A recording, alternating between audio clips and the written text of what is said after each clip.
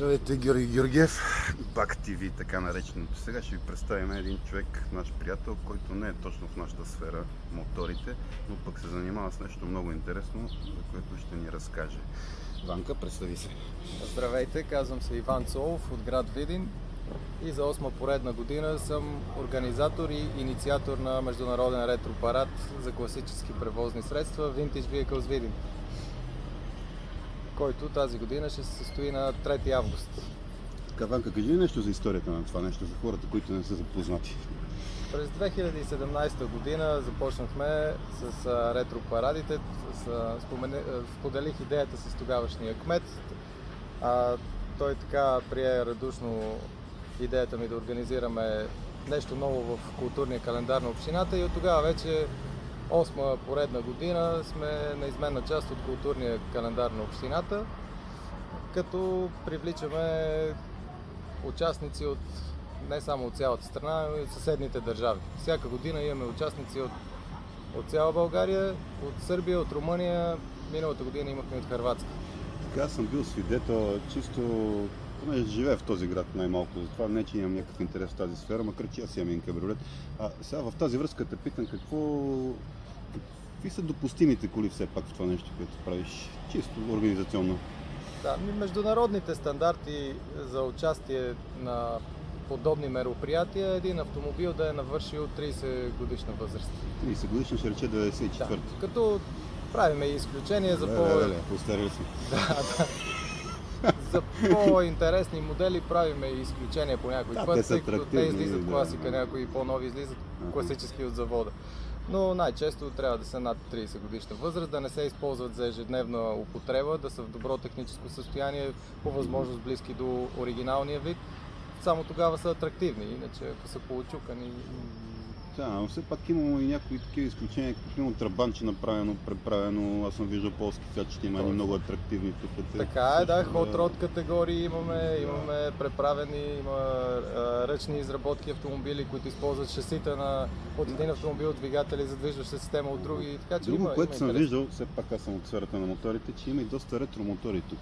В тази сфера какво предвиждате? Има ли развитие в това нещо или просто това са гости, на които им е интересно да присъстват? В повечето случаи участниците, които присъстват на парада, аз не ги знам почти до последния момент.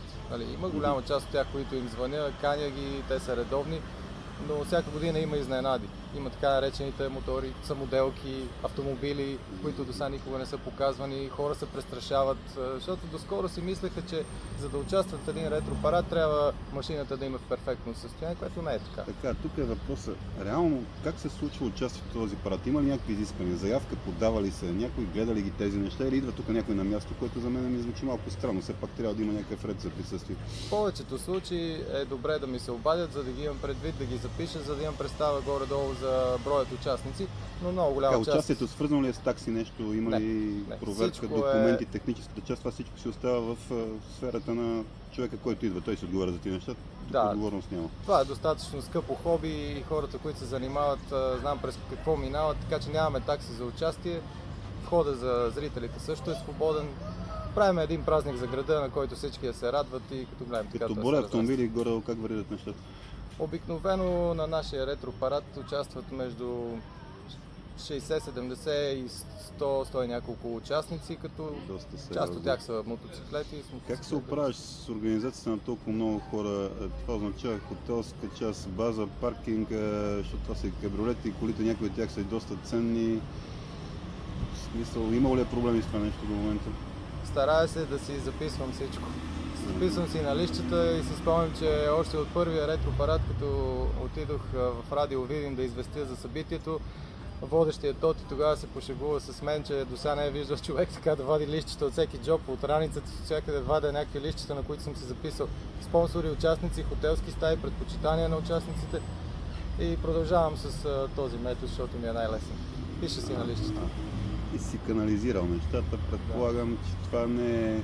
Аз не предполагам, аз съм сигурен, понеже знам за какво стига да реч. Това е много тежка работа организационната, труда остава скрит, остава неблагодарната представа за неща или пропуски, които те се виждат много ясно, когато човек гледа отстрани, но когато участва в това нещо, трябва да си дава ясно сметката колко труд се хвърля в тази посока и което става абсолютно безвъзмездно с идеята да се разшири обхвата на едно хобби и да се популяризира.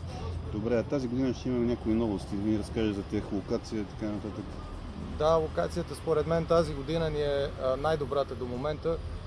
Първите 3 години правихме събитието в бившето военно поделение до Баба Вида. После 4 години го правихме до около крепостта Баба Вида в парка. И сега вече имаме нова локация около Телеграф Капия и централната алея на градската градина, която е според мен най-доброто място за провеждане, тъй като има плътна сянка, а самата тераса, така да се каже, около Телеграфа позволява да се едно много атрактивно нововъведение, да поканим участници с лодки, с джетове, също да вземат участие към събитието. Горе ще наредим кабриолети, а долу ще има лодки и джетове. Това мисля, че не може да го има в нито един друг. Както заговорихме за участие, де факто трябва да отидем на разискване на програмата. Има ли такава програма, къде е публикувана, откъде може да се черпи реална информация до самото събитие, за да бъде човек информиран, ако има желание да участва, да погледа, да пита, да пипне, да се снима?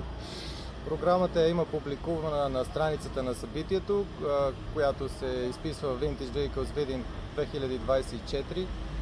Правя тази страница веднага след като приключи миналогодишното събитие. На следващия ден аз известявам за датата за следващия парад, обявявам събитието и каня хора, така че да има цяла година да се подготвят и да могат да знаят, да си определят отпуски и свободни дни, кога да дойдат. И там могат да видят всички подробности. Там качвам и рекламни материали и на спонсори с благодарност към спонсорите, защото без тях, такова събитие не би било възможно да се случи. Така, стигаме и до спонсорството. Това е пак също, независимо кой го гледа, как го гледа. Ако някой прояви желание да помогне с нещо, независимо собствен труд, усилия, разпространение, финансово или така нататък, нека се свърже с Иван. Все пак знаете, че тези неща струват пари, струват време, струват усилия и независимо колкото е ангажиран един човек с подобна дейност, то не е по силите на един човек да надхвърли определен мащаб на събитието. Ако това нещо тръгне да се разраства, а то тръгна отдавна да се разраства и е известно, това е един от начините да се включат повече хора, да има повече съдействие и така нататък. Нещо да кажеш за последно? Ами за мое щастие, така все повече хора се включват да помагат, все повече спонсори имаме. Те видяха, че това нещо е празник за града, не е нужно да си фен на ретро автомобили и ретро мотоциклети.